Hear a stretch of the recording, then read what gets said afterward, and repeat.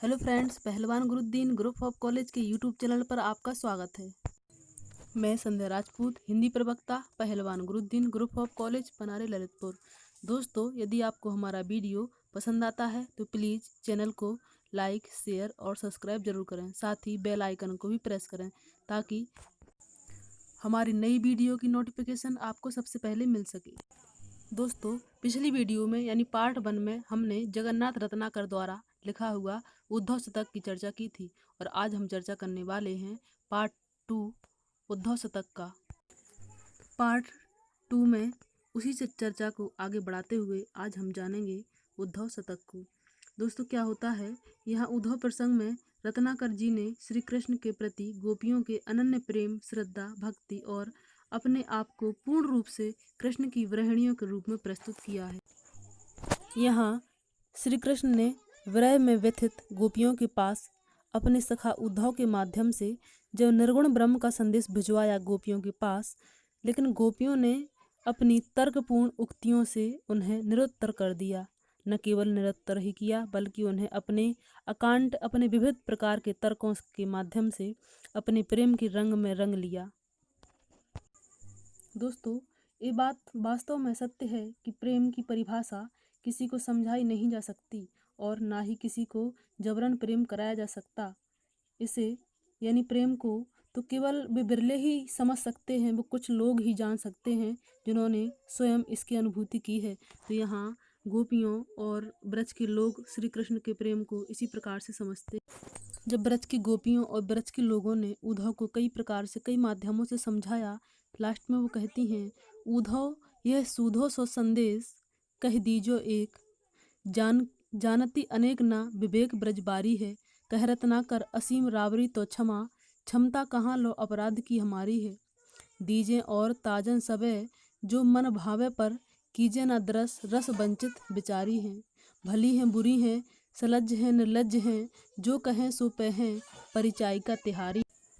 कहा, उद्धव यह सीधा सा संदेश, अरे उद्धव यह हमारा एक सीधा सा संदेश माधव से कह देना, हमारे कृष्ण से कह देना कि जानती अनेक न विवेक ब्रजबारी, हम अनेक बुद्धियों को, अनेक प्रकार के ज्ञान को नहीं जानते और जो आपने संदेश भेजा है उस निराकारी ब्रह्म को याद करने का, हम इस ज्ञान को नहीं जानते।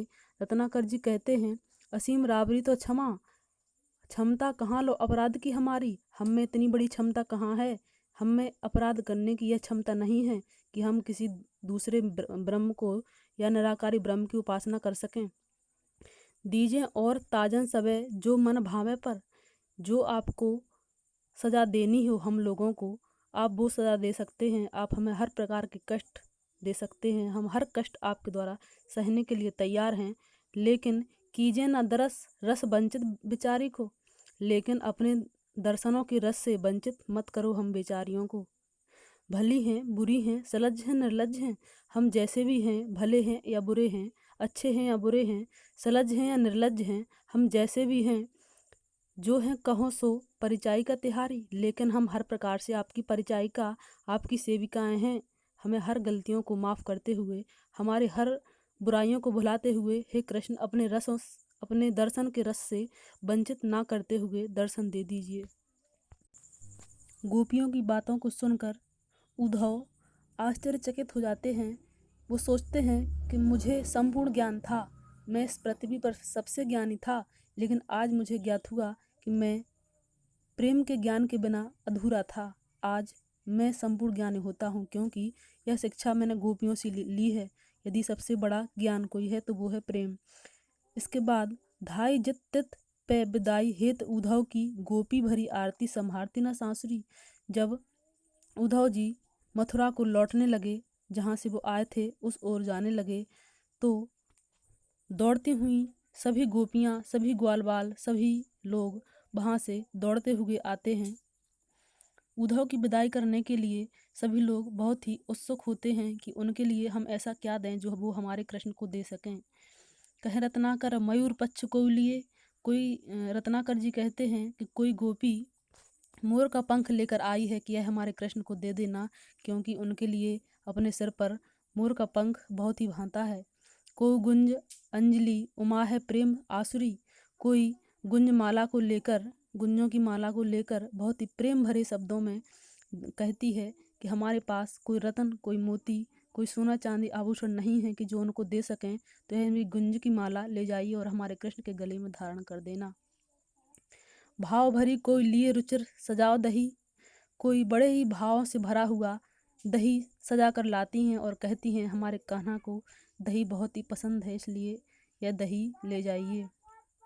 को मही मंजू दावत दहकत पांसुरी, कोई अपने हृदय पर हाथ रख के कहती है मेरे पास तो कुछ नहीं है, बस कह देना उनके दर्शन की अभिलाषा है, अपने प्राणों को पकड़े हुए हूँ, इसलिए मैं अपने हृदय पर हाथ रखे हुए हूँ। अभी तक तो मेरे प्राण कब के निकल गए होते, इसी आशा में मैं जीवित हूँ कि आपके दर्शन लास्ट बार एक बार जरूर होंगे। पीतपट नंद जसुमत नवनीत दयो, कीरत कुमारी सुर बार दई बांसुरी।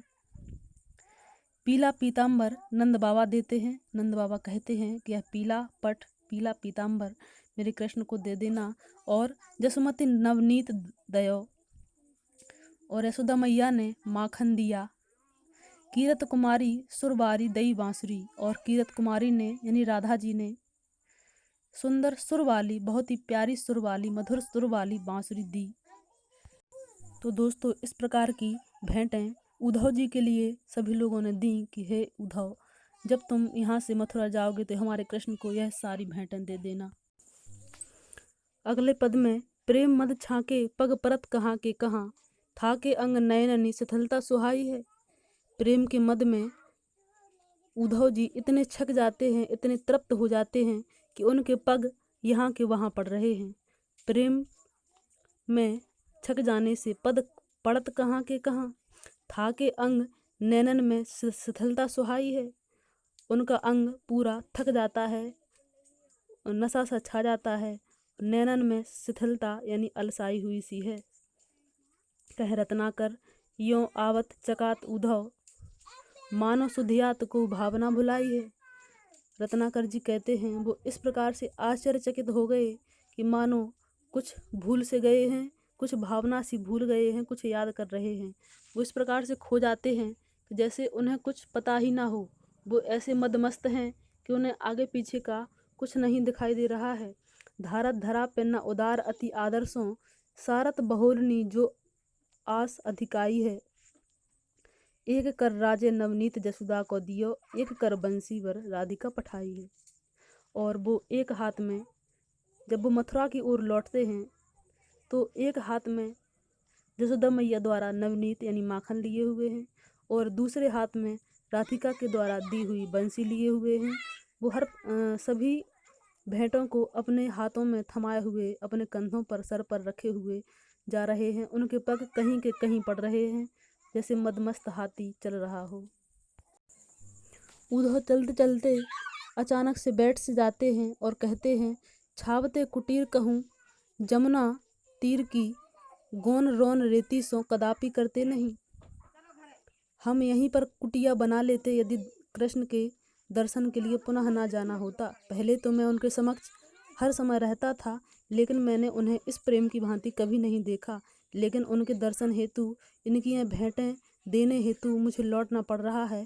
यदि यह कार्य ना करना होता, उनके दर्शन नहीं करने होते, तो मैं इसी ब्रज में, इसी गोकुल में अपनी कुटिया बनाता और ऐसे ही प्रेम भरे लोगों में रहता। कहें रत्नाकर विदाई प्रेम गाथा गुण, श्रोण रसना में रस और भरते नहीं। रत्नाकर जी कहते हैं कि प्रेम की गाथा, प्रेम का रहस्य इतना गुण है, इतना रहस्यमयी है कि इसको सुनने के बाद, इसको जानने के बाद कानों में और जीभ पर और कोई रस ना भरते, कानों से कोई और गाथा ना सुनते, जीभ अपनी जुबान से इसके अलावा, प्रेम की गाथा के अलावा कोई भी व्याख्यान ना करते। गोपी ग्वाल बालन के उमड़त आंसू देख, लेखी प्रलयगन हूँ नेक डरते नहीं। हरे कृष्ण, गोपी और ग्वाल बालों के इतने उमड़ते हुए आंसू, इन प्रेम के उमड़ते हुए आंधी के जैसे आंसुओं को देखकर आपके हृदय में प्रलय नहीं आता? क्या आप इनके आंसुओं से डरते नहीं हो? और हे कृष्ण, मेरे मन में यह अभिलाषा आप ना होती, आपके दर्शन की अभिलाषा ना होती, तुम्हें इतना सुंदर ब्रज का गांव त्याग कर यहाँ पाँव न धरता।